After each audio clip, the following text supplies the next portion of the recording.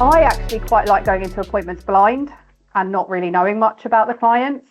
I know that's quite uncomfortable for lots of people, particularly when you're brand new, not having much information up front. But I quite like kind of going in and just being thinking of it as a conversation with the clients. And the less I know, the more I can ask during the appointment, which helps me build rapport. However, there is some stuff that I do before appointments to help me kind of learn and know and have confidence. So this stuff is things you can do to kind of make sure you're confident going into appointments. So building strong BDM relationships. If you don't already know who your BDMs are for the top kind of 10 lenders, you need to be having regular meetings with them and learning about their USPs, what they all do, what they don't do, what they're good at, what they're not good at. It will really help build your confidence going into appointments when you feel like you know what the top 10 lenders are doing. Those top 10 lenders are the ones you will use most of the time, and they are, the lenders like Nationwide, NatWest, Barclays, Santander, HSBC, who else? Accord, Virgin, Clydesdale, Virgin, those kind of lenders, the ones that are coming up quite a lot in your sourcing. The more you know about them, the more confident you will feel going into those appointments. I used to have a Q&A questions that I wanted to ask all the lenders when I first started.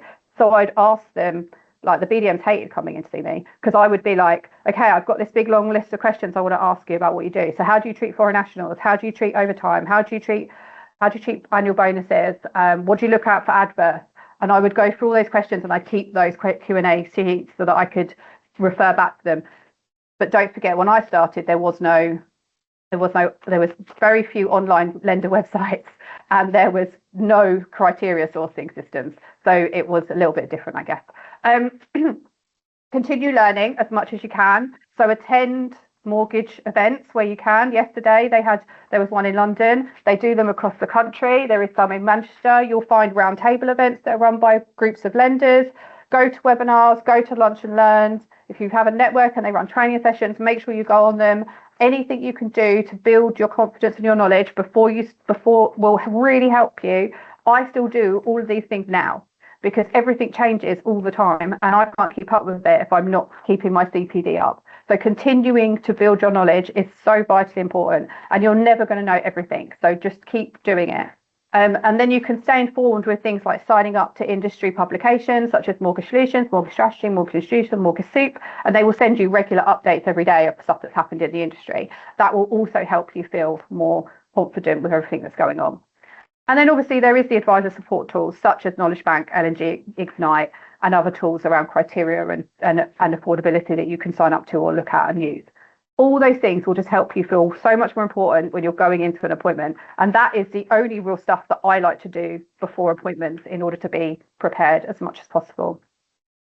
On the day of the appointment or the day before, depending on when it is, if you've got documents or a system that you can send to the client so they can upload information or documents in advance, and they have done that, do have a look at them because it's much better if you've had a quick look than not had a look and then the clients are like, well, I've sent you stuff. Oh, have you? I haven't seen it. The journey flows a lot better if you actually take some time to look at any notes you might have had about what they're looking to do. So like even when I got no information, I would normally know, are they looking to purchase or remortgage? Are they first time buyers? My introducers used to love giving me a message that just said first time buyers, all advice. And that was as much as I would know about the clients. But at least I knew they were a first time buyer. So, there's a good starting point to at least know something. So do read through, what you get given in advance so that you have got it. I always start with a fresh page in a notepad. So I had a dedicated notepad that was for appointments. And that's the only thing that ever went in that notepad was appointment notes. So my general day-to-day notes went in a different notepad so that I could have them separated. I would start a fresh notepad for each client with their names and the date at the top of the notepad. It makes it so much easier to refer back to in the future if you know that your notepad's in date order. And then when I'd use the notepad, I used to write on the front of it the dates that it ran from and to. Nowadays, I use a Remarkable. If anyone doesn't have one, I do recommend them. Digital notepad. You can search things by words. It makes it a lot easier to find client notes, but they aren't that cheap. So, but if you can use a dedicated paper notepad for each client. It makes it a lot easier to kind of find your original notes if you need to refer back to them at any point, which I always did because I never remember exactly what was talked about in an appointment without notes. Okay, that was the before an appointment. Does anyone want to ask any questions about that before we go on to during appointment? Oh, okay, cool. Right, so we'll go to during appointment. So during the appointment, I always think that the more positively you can start it, the better. So always be on time. That means don't be early and don't be late. So if the call's at 11, ring at 11. You know, have the pop-up reminders in your calendar if you need them to remind you to call, because that client will be waiting for you to call. So if you call on time, it sets the tone immediately for the right thing. I always ask the client if they still have time to talk. Obviously, if they're face to face and they come into the office, you don't need to do that bit because they've come in. But if it's you know, on a phone call and I called them, you know, do you still have time to talk to me now? Because sometimes they'll say no, and actually I'd rather move the time and re-diarise them for another time if they don't actually have time to talk to me anymore. So I always check before we proceed. And you just want to be as kind of like friendly as possible in that first kind of few minutes. I always start with, okay, so, you know, hi, it's Kate from Mortgage Advice Bureau. We've got a call booked in now. You know, are you still okay to talk? Yep, okay to talk. Okay, great. Tell me how I can help you. And then I just let them speak. So just let them talk. Tell me what they want. Actively listen to them. I know it is a skill, actively listening, because it's really easy to get distracted by what the things you need to ask them next, what information you need to get from them. But if you can try and actively listen to them, you'll gather much more information.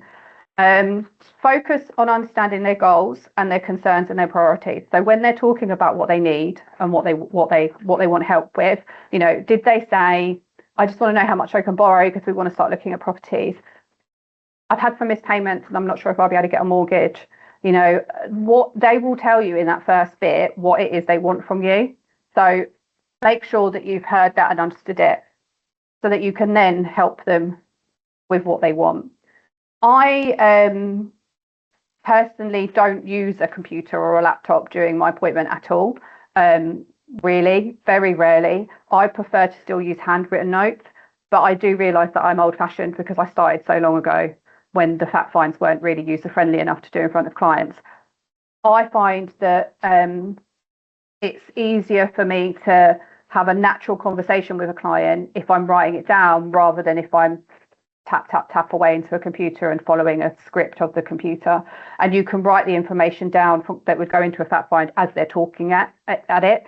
So sometimes, you know, tell me what you do for a living, and they'll tell you some of that information. Okay, how long have you been there? Okay, what do you earn as a basic salary? And it's kind of more of a natural conversation than sometimes these fact find systems are, in my opinion. So it makes the conversation more natural, because the more natural the conversation is, the easier it is for you guys to build rapport.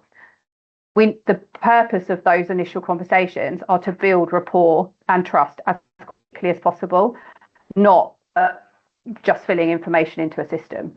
So the quicker you can build that rapport with them, the better. And having a general kind of conversation like you would with a friend, oh, tell me about yourselves. What do you do for a living? Do you have any kids? You know, that kind of stuff is a lot easier to build rapport and a friend kind of relationship with them as quickly as possible. Whereas if you start going, okay, what's your job title? What's your start date? What's your dependents' names? It's a lot more kind of computer filling in. Whereas if you change your language to be like, you know, like, well, what do you do for a living? What's your job? Oh, that's a really interesting job. And do listen to what they say. I know it sounds stupid, but I've done observations where the advisor is obviously not actually listening. They're taking the information down, but they're not actually registering it, because some people do really cool jobs. And if you don't listen, you won't find that out, and you won't go, oh my God, that's a really cool job. Like, and that's the bit, those bits are the bits where you'll be building rapport and trust. And some people do have really cool jobs, and you're going to want to ask extra questions about their actual jobs.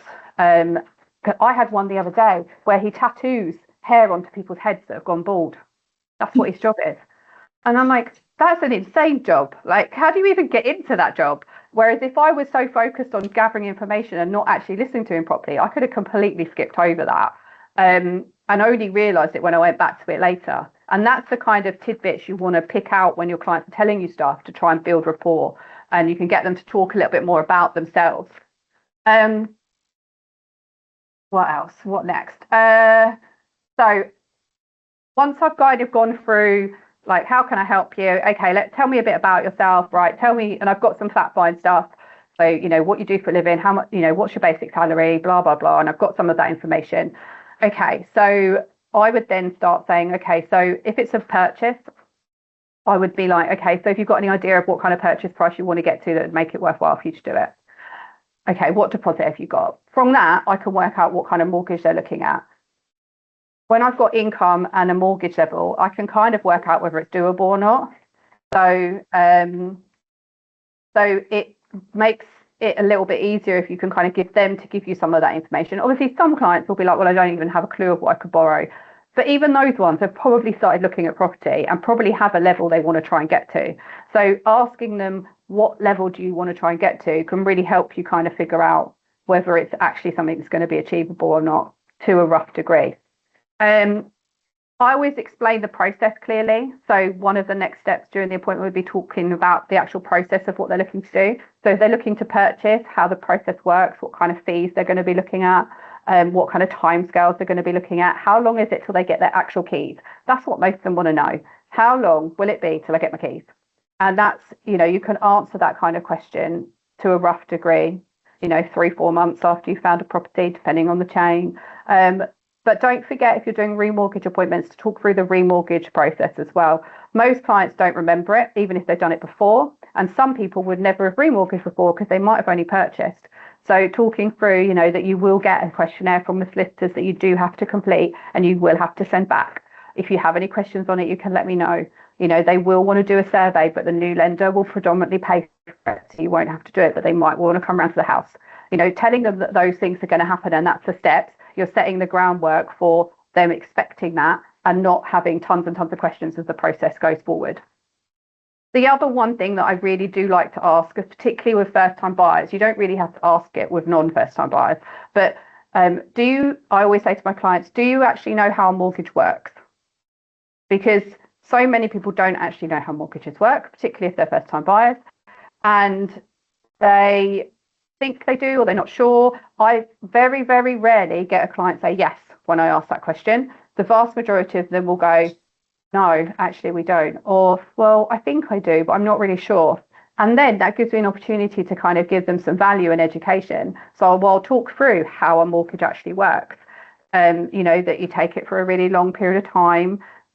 You do repayment or interest only, and I'll talk through the process of how a mortgage actually works, how the products actually sit inside that. Would anyone like me to do what I would say if someone asked? Would it help you guys if I said what I would say?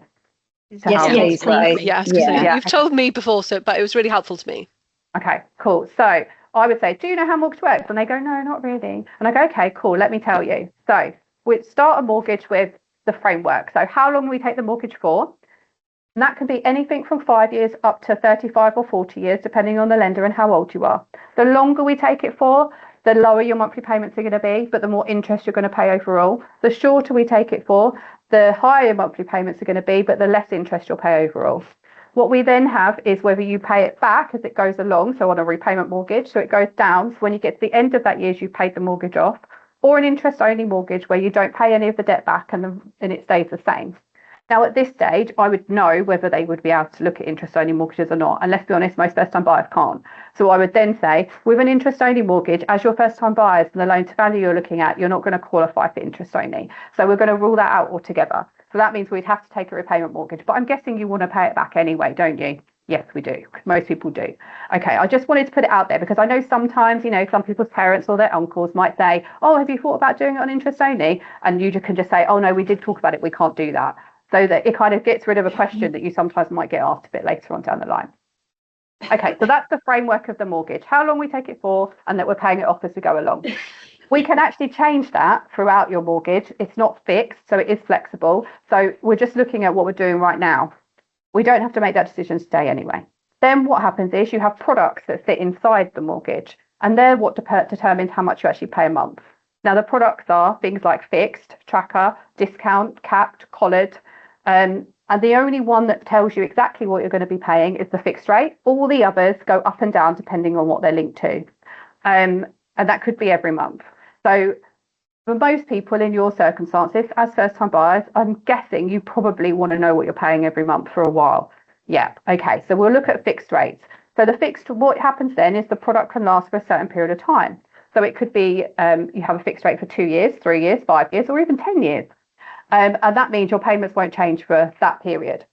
When that ends, that's when we do what's called remortgaging, and we can look at this whole thing all over again and decide which product we want and how long we want the mortgages again. I'm guessing you've heard of remortgaging. Yes, I've heard of remortgaging. Okay, great. So what I'll do is when we know what we've done and we get to within 6 months of that rate ending, I will get in touch with you and then we'll talk about remortgaging.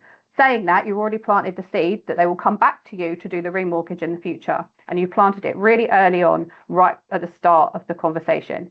Okay.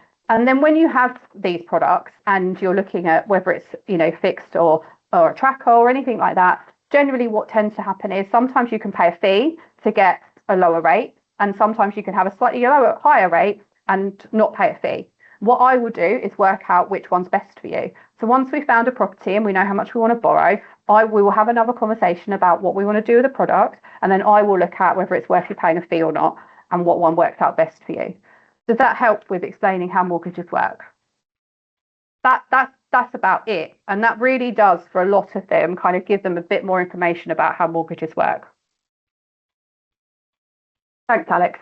And it's quite a quick way to kind of give them a bit of value, really show them that you know what you're talking about.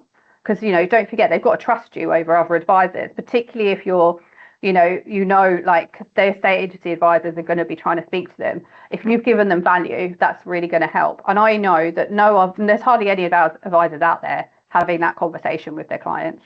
So if you can do that, you're going to already be doing more than a lot of the other advisors are. Then I would be talking about setting expectations and next steps. So depending on where they are and what they're doing, what's happening next. So what's going to happen after this appointment? What do I need stuff from them? Do they need to go and get stuff and give it to me so that I can then do things next? Or do I need to just come back to them? And I would be setting out what that next step looks like and what the timescales are. And I do make sure you look at your own kind of diary and your own workload when you're giving those timescales, because you need to make sure you can meet them and get those expectations right. So if you're off tomorrow, don't say you will come back to them tomorrow. You need to remember that you're off. Okay, so you need to be saying, okay, great. The next steps are, I'm going to do this. You need to do this, and I will come back to you by this day. And ideally, add a day to what you think it's going to be, because you want to go back to them sooner, because you want to beat their expectation and not meet it. And then I would say we're at the end of the appointment. We've gone through their circumstances. We've gone through a bit of value and education, and we've explained the process. We've set out what the next steps are. Okay, do you have any other questions? I always finish with, do you have any other questions? Sometimes they'll have a question and I say, okay, answer the question. Okay, do you have any other questions? And I will keep going, do you have any other questions? Until we get to, no, I don't have any other questions. Because sometimes they might have more than one question, but if you only give them the opportunity to ask one, they're not going to do it. I don't sell protection, so I don't bring it up in the same way maybe a mortgage and protection advisor would do, but I would do it as part of my disclosures, which I haven't done with you guys. So because I skipped that bit completely. The disclosure stuff I would normally do once they've given me some basic information before I start going into explaining process.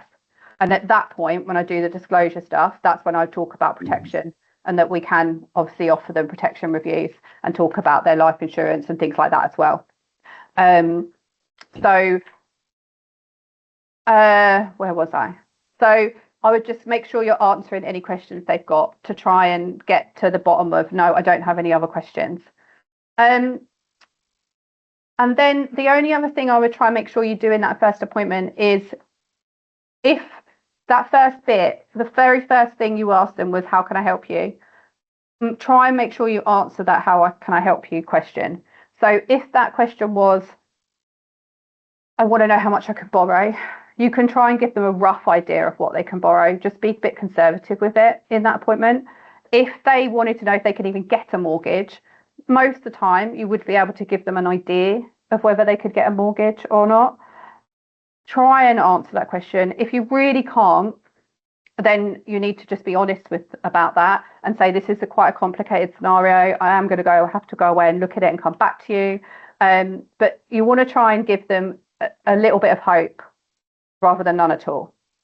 And you want to try and make sure that you've given them enough kind of confidence in you, in what you have told them, that they know that you can go and find out whether you can do it or not.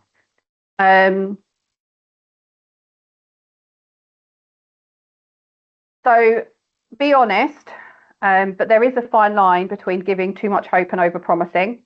But you do need to find it somewhere, because you don't want them walking out of here thinking, I don't know if I can get a mortgage or if they're going to be able to help me. You want them walking out thinking, if I can get a mortgage, they're going to sort it out for me. And so you need to try and be positive in that, even if you're not sure. So don't give any definitive answers if you're not sure, but never guess if you're not sure of an answer. You need to say, do you know what? I don't know the answer to that. I'm going to have to come back to you on it. And there's nothing wrong with that, because there is a lot we have to know and a lot we have to work out, and we're not going to know and remember all of it. And a client will value you going away and looking and checking something for them rather than guessing.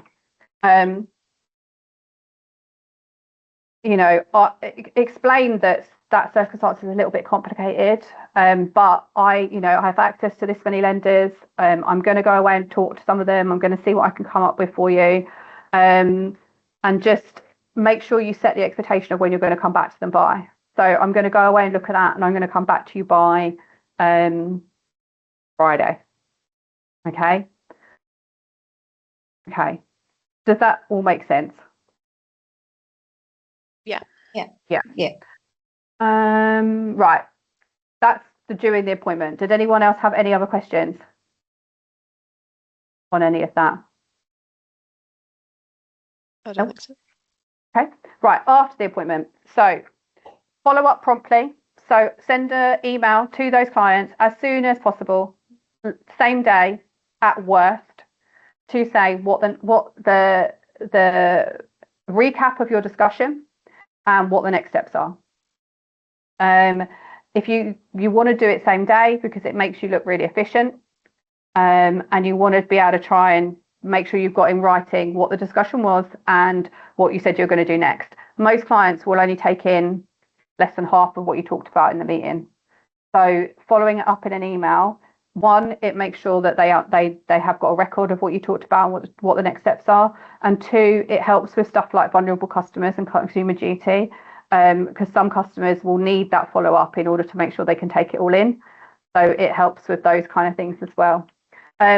Managing the expectations after that is the most important thing. So if you told the client you were going to go back to them by Friday, you need to go back to them by Friday at the very latest. Ideally, I try and go back to clients the day before I told them I'd go back to them, because then it makes me look like I'm really, really good at what I do, because they weren't expecting to hear from me yet, and yet they've got their answers already.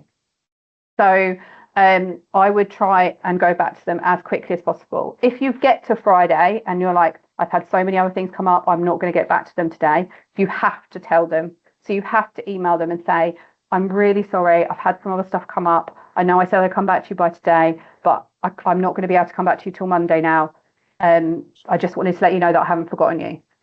That's enough. Most clients are happy with that and they'll be okay. You can't just not contact them and to go back to them Monday and then apologise.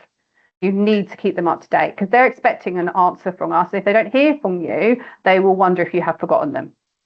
And then make sure if you do need stuff from them and they have to do the next step, that you tell them that in the email you send them, and then set a reminder to chase them again 3 days later. So unless it was super urgent, I would chase 3 days later, and then I would chase every 3 days or so until they give it to me. Because they wanted something from me and I can't give it to them unless they give me what I need. So I would just keep chasing them. So And then I would just stay proactive with what you're doing after that. So I continue chasing until they sign up with me or they tell me to stop contacting them. So if they are searching for properties and we've done an agreement in principle, I would chase them every 1 to 2 weeks, depending on how actively they're looking. Just a quick check-in, how you're getting on. And just adjust that frequency of how much you're chasing them and less, depending on their kind of circumstances and their kind of timescales. You will know from your conversations with them what that needs to look like. Right, I do think that is everything I had, so I can take some questions. So, Asmi. Hiya. Hi. Just a quick question, because I know Yeah. I tend to follow the first appointment, and then I say I will send you the documents, send you an email with what documents are needed. And when they are sending the documents to then work out affordability, do you, at that point, I tend to do is see the documents and then do a dip to make sure the data that I am keying is accurate, just to make sure nothing that they've said their income is, elaborated to Yep. what I'm keying. Once the tip is done, obviously the whole lenders can change with the rates changing, and then that could change the whole expectations of the client with what lender you were going to give the rate for, because it's subject to change. Yep. How do you then manage that? Do you then change lenders constantly, or do you then stick to that lender? So I think If it's a vanilla case, obviously, if it's a complicated case, it's different because you then validate you that. might go to that. You might still go back to the same lender on. So on a complicated case, you might have to find the lender, and then you would go only go back to that lender anyway. So there's not really the same issue. But with a vanilla case like that, I would historically I would never actually do a dip. Like years ago, I just never really bothered doing them. They weren't always worth that much, and if clients had told you the truth and their credit scores were okay, you probably wouldn't need to do one anyway. But I did, nowadays estate agents tend to like them more, so it tends to be something that you do need to do. There's more blip adverts going on, so you probably want to double check the credit files. So I would tell the clients, right, we're going to do the agreement of principles. You've got a certificate that you can use with the estate agents. And I would probably say, however, we're going to go to this lender because they've currently got the best rate. However, once you find, we'll reassess it, and we might end up changing lenders anyway. So the certificate's just to make sure you've got what you need for the estate agents. And that's generally how I would I would already preempt that we could end up changing lenders. So don't worry too much about the fact that we've done the dip with Halifax, because we might end up going to NatWest. Yeah. So and then because it's just you don't want to paint yourself into a corner of being with one lender when you might want to change it. Did that answer your question? Yeah.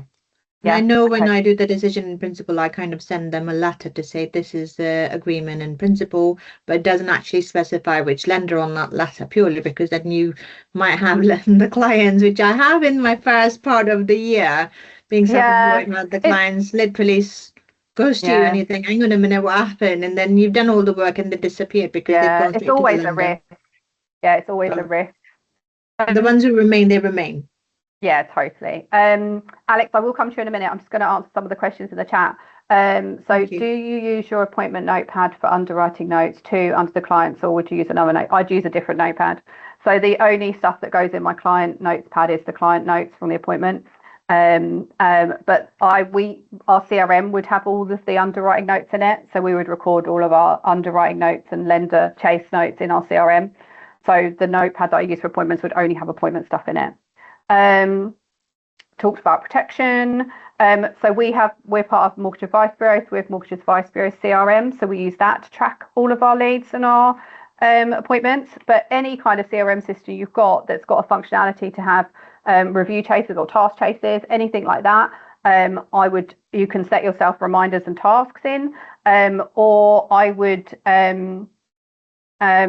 if you can't do that because it doesn't exist, you can use Outlook tasks that has functionality for tasks and setting dates, so it would remind you. Or some people use Excel spreadsheets to track their hot buyers and their people out looking, and they review that frequently. It really depends on what works for you. Some things work better for others.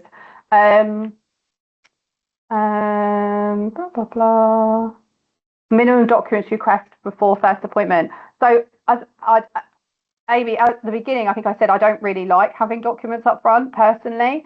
But as a company, we do request documents up front. So we would request 3 payslips, 3 bank statements, photo ID tends to be the stuff we would ask for.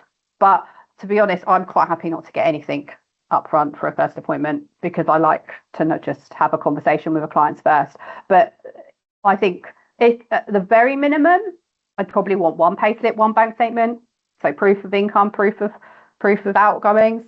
But yeah, just something to kind of have a little bit of a look through. I actually prefer if they've just filled in a bit of the fact find, if we've got, because we have that facility as well, rather than documents, to be honest, sometimes. So yeah, but again, it's each to their own because some people prefer more than others. Alex, did you have another question or did I answer it in the chat? I don't know if she's still there. She did have a camera on. Oh, I am still hiya. here, but Angry Yeah. Water have literally just arrived at my doorstep at this precise moment. So I'm here, but not here. But yes, you did answer it in regards to CRM, so thank you. Okay, no worries. Did anyone have any other questions they want to ask? I realise I speak quite fast, so I probably ran through really quickly. Jamie, yep. Oh, camera back on. I don't know if this is prep or just something you learn. I'm struggling with sussing out clients' ability to handle the fact find, handle instruction, handle how they give documents or not. Like some are like on email on it, like here's everything. And then there's a lady yesterday who cannot absorb any sort of function. She can't do email. Yeah. Another lady just sends me stuff just through WhatsApp and I adjust to them, but I don't know how to do that better, faster. Yeah, it's hard. I'm quite strict with when I will look at stuff for clients. So I won't do it in dribs and drabs. So if I say I need these documents from you in order to look at this for you, if they don't give me all of those documents, I will just go back and say, hi, thanks for those bits. I still need X. Because I'm not going to spend my time looking at cases where I don't have everything I need to look at. I think the other thing to kind of really bear in mind with stuff like that is don't get caught up on a complex, one part of a complexity of a case. So if someone says to you, I've got a CCJ, don't go, oh, now I need to look at who will do CCJs. You still need to look at the whole case.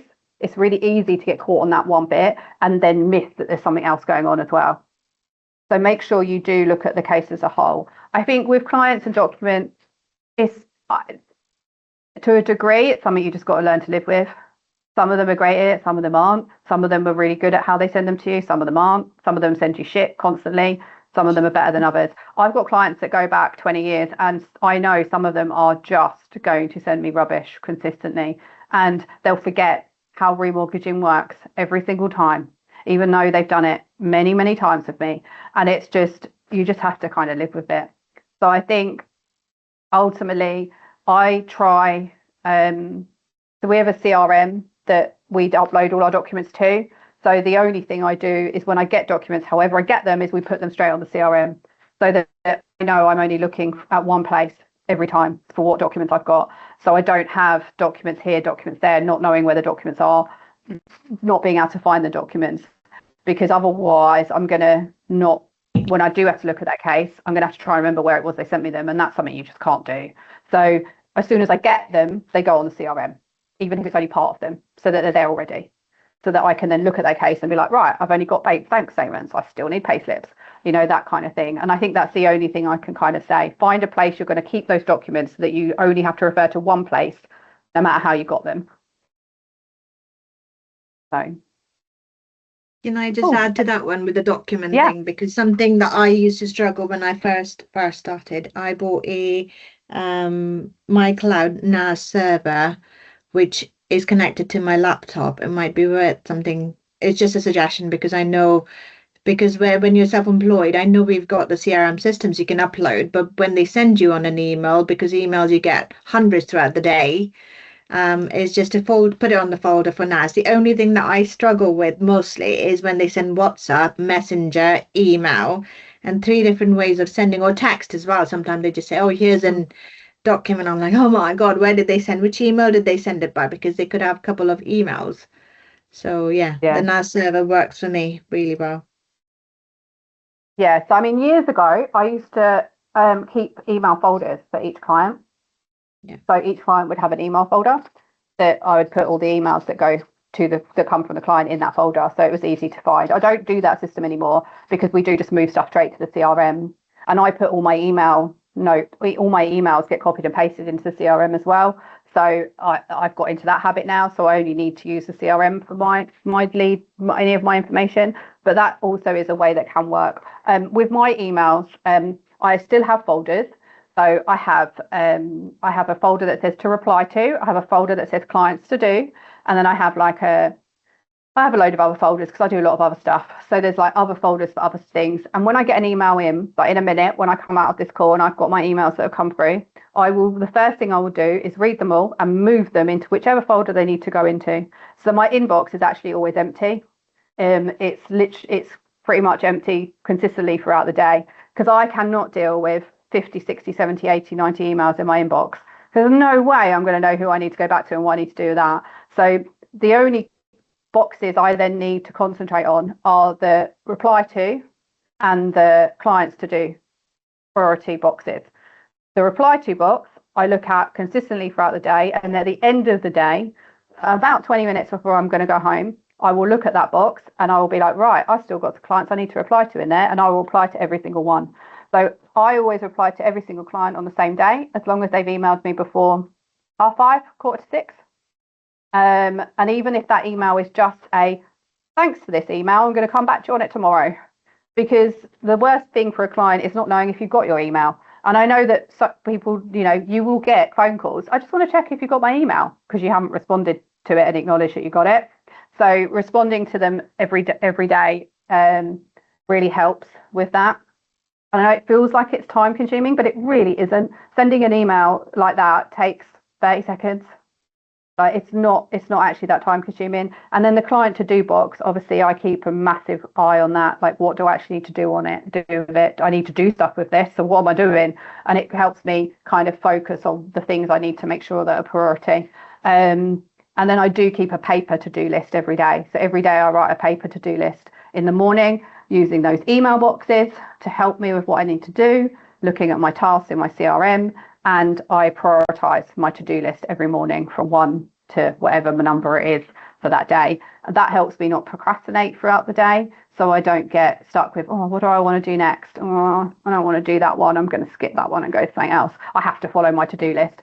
So it's a lot easier to just kind of go, right, I've done number 1. Oh, I'm doing number 2. Even if I don't really want to do it, I've got to do it number 2. And it just helps me kind of prioritize the day forward through what I'm doing.